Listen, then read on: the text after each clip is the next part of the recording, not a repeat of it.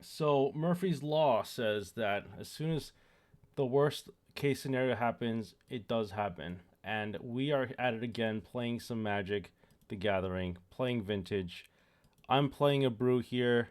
Looks like we've faced this opponent before around the same time as yesterday.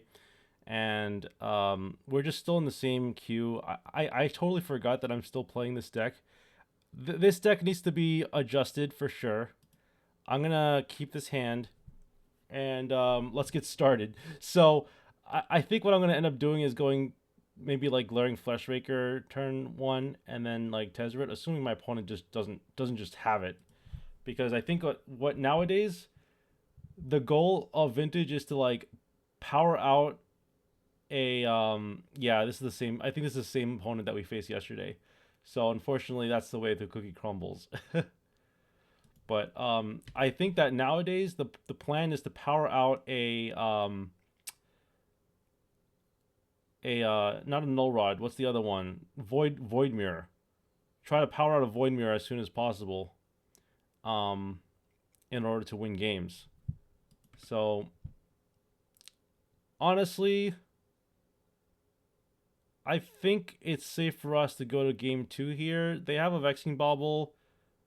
They will have access to like three. Like they'll have like they'll go back to they'll go up to 6 cards next turn with 1, 2, 3, 4, 5 mana and a One Ring that's indestructible, a Vexing Bauble. Yeah, I think that this is safe to concede to.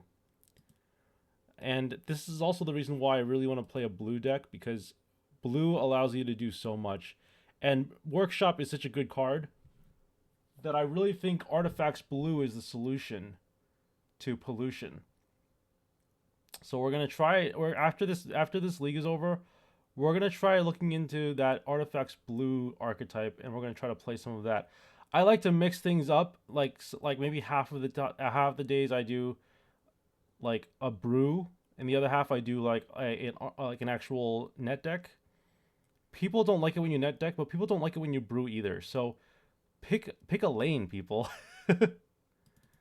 All right. Well, we're gonna bring in Chalice. We're going to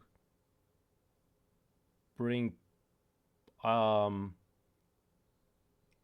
I don't know if Python Needle. Python Needle names the One Ring. Yeah, let's do that. And then I guess Null Rod would be essential to this operation. And then maybe take out a Grafdigger's Cage, take out a Bazaar. Bazaar is an experimental one. Take out Tabernacle. Take out. Oh wait, why did I bring in Walking Ballista? I don't think I need Walking Ballista here. Let's take out. Mm, let's take out Mox Diamond, because that's just another Mox. That's just gonna get like. I don't think we need to. I don't think we need 4 Mox Diamonds here. And yeah, I think I'm just gonna have to retire the Mox Diamond situation. I really wanted Mox Diamond to work, but it looks like it's not. So let's keep this hand. It's not the best. Mox Diamond is not great, but we do get Mystic Forge here, which is wonderful. I think I'm gonna want to let's lead with Mox Ruby. And let's see here. What are they more afraid of? I think they're more afraid of the One Ring, so I'm going to just play the One Ring and assume that that's going to get countered. Just F6. Oh, I was almost about to F6 and not activate the One Ring. That would have been a close call there. All right, F6. And we're gonna cast Mystic Forge next turn, hoping to look at the top card of our library. If it's an artifact, we play it. If it's not, we draw it with the One Ring. So it's as simple as that. And our opponent is very explosive. Their deck is so explosive, it's like diarrhea. Like we're just not gonna. It's gonna be very hard for us to win any game when a deck is that good. When it just wins out of nowhere. All right. So this is actually very interesting. I think I'm gonna hold off on playing Manifold Key for the time being. Actually, it does make sense for us to play the Manifold Key. I think that gives us way more yield than the Mystic Forge at this time. So I'm going to do that and see what happens. Oh, they're going to let this happen. Okay. So I'm going to just draw a bunch of cards here. And we'll see what happens from that point forward. Okay, cool. Yeah, I guess we just go strip mine here. And now we can just ramp out double Mox Diamond.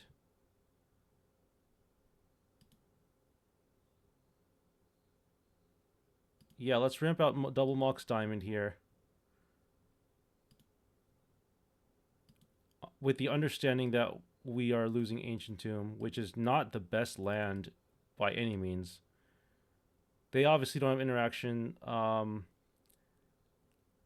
I think we're just gonna pass the turn here. Because I kind of like the Null Rod, but actually let's just exile it. We don't really need it. Okay, well that definitely wins the game next turn. So we're just gonna pass here and see what's up.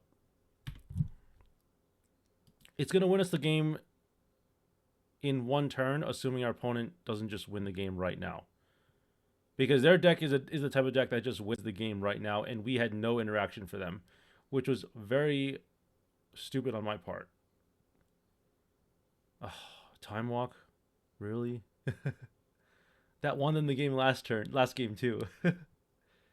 So we're in a little bit of a pickle here, but I think we're gonna do fine.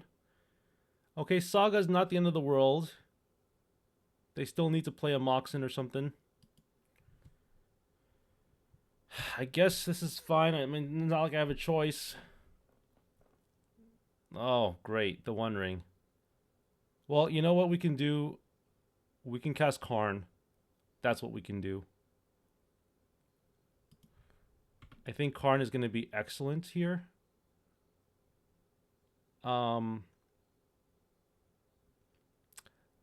Let's start off with Crucible, though. I don't want to go Explosive Diarrhea with Fleshraker yet. I want to play the Strip Mine and do all the right things that make me a healthy person. And after that, we probably want to... Yeah, let's play the Karn. 1, 2... Oh, we don't even have enough mana for it. Oh, we do. Wait. 1, 2, 3... Oh, yeah, we don't. Let's just play the Mana Vault then.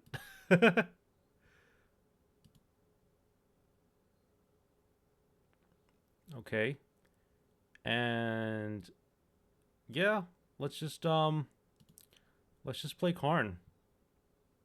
Actually, let's not do that just yet. Let's draw cards off of the One Ring and do the smart thing first. All right, we got 8 cards in hand. Let's play Karn.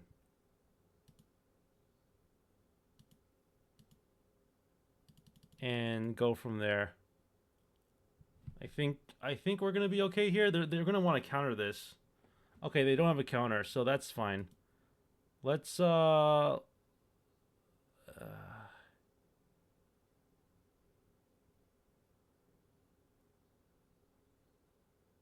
don't even know what I get here. Cause I don't really have any what's a good target? I don't really want to get Null Rod. I mean, I could grab like... You know what? This is going to sound funny. Let's grab the Mox Diamond. Let's grab that Mox Diamond so that we can play the Mox Diamond. And I actually like the idea of having a basic island in hand, so we're going to do that. And that's what I call value. That is what I call value. They have protection still, so let's hold off on doing anything right now. We're going to, I mean, I might as well untap the Mana Vault, but I also, yeah, I might as well untap the Mana Vault. Let's untap the Mana Vault here. And let's do some dirty work with this Flesh Raker. They're going to unfortunately see what my deck is all about, but I'm willing to take the, yeah, I'm willing to take the risk. So they conceded because, not because they knew I had them, but they were going to lose anyway. They knew that. So they conceded because they wanted to figure out what my deck did. They ultimately wanted to know, like, what is my deck doing? How am I going to sideboard against this deck next game? Because the strength of me conceding game one was that I didn't show them anything, right? I believe this is the match where I just didn't do anything game one and I conceded. In Vintage, it's not crazy to just concede game one so that you can have a better preparation for sideboard in game two, and then you'll come out the floodgates really strong game three, having an edge. So, and this is why people have transformative sideboards and stuff like that. That's why it's not absolutely crazy to have things like Mox Diamond and Tabernacle, Bazaar, Baghdad in your deck. Not every deck needs to be Dredge to play Bazaar Baghdad. Yeah, Bazaar Baghdad's way better in decks that have Dredge or Hollow ones. But you can also just play Bazaar Baghdad as a value piece, which is not ideal, but you know what? It might just be strong enough to be playable in Vintage. And I've seen people play Bazaar Baghdad in, like, a perfect example is the red shops deck. There was a red welder goblin welder deck from like in the 2010s, I think, the 2010s, that would play like goblin welder, um, Bazaar Baghdad, Mishra's Workshop, and it was like a red workshop slash welder deck. I forgot what the combo was, but there was a combo with it. If anyone in the comments knows what I'm talking about, feel free to chime in.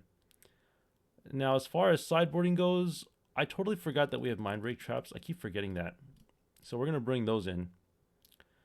They're gonna want to prepare for Karn. I think we take out. I don't think we need Golos here. It's just extra stuff that we don't need. And then I think that let's see.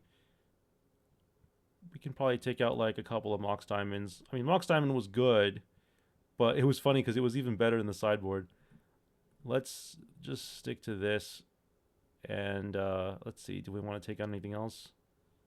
Let's just take out another Mox Diamond. Actually, let's cut the Mox Diamonds.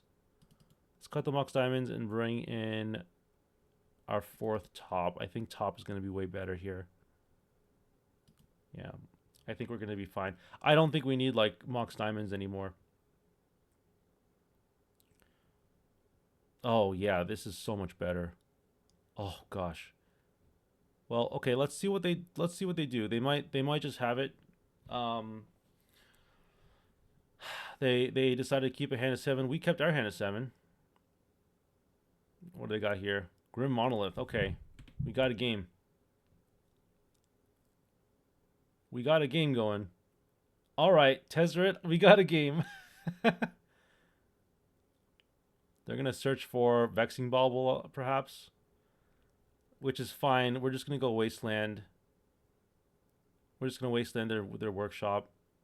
They're gonna be able to untap the Grim Monolith with Tezzeret, so they're in a really good spot here. Oh, they're not gonna grab Vexing Bauble. Interesting. They must have a Vexing Bauble in hand already. No? Okay. They're probably just trying to go for it then. All right. Well, you go for it.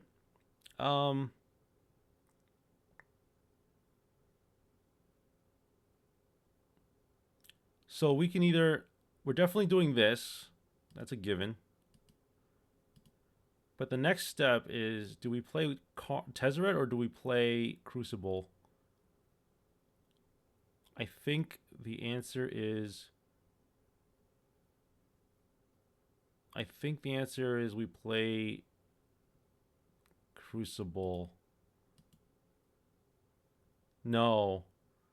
We play Tezzeret. The reason why is because that develops our board state. Crucible doesn't do anything when we already have Wasteland and Strip Mine. It doesn't do anything in the immediate couple turns. And those immediate couple turns is what we really care about here. So let's um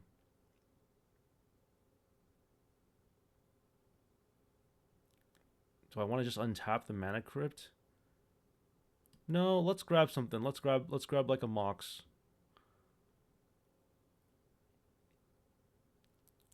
I like the idea of grabbing a Mox here. We could also grab Black Lotus, but I think that a Mox would be way better for us. And then this is going to allow us to just play top. And then I think we can just pass the turn here. If we're not going to F6 all the time because we can just crack top in response to whatever they're doing. All right, so they're going to untap the Grim Monolith, which is the right decision.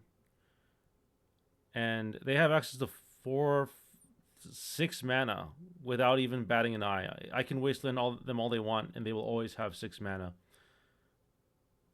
So that's kind of scary. Actually, no, they have way more than 6 mana. They have 9 mana because they can untap with Tezzeret. So they don't really care about Crucible at all. Which is another reason why Crucible might not be the best card in the world, and why I probably shouldn't be building a deck around Crucible of the Worlds. Probably shouldn't be investing so much real estate into this department here when it's a dying industry.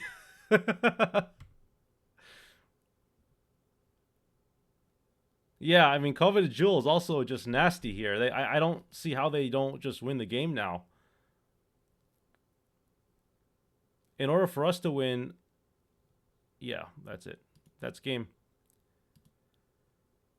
All right, well, there you have it, folks. It was nice seeing y'all, but we took 2 L's from the same opponent, and definitely paid off for them. We are trying to just dredge through this league. We got 2 more matches, and then we'll switch to another deck. We're gonna net deck. Then the next league we're gonna actually net deck, because I think I like the idea of going back and forth between spicy and non-spicy, spicy and non-spicy. So hope you enjoyed this video, everyone, and I will see you all in the next video. Peace out.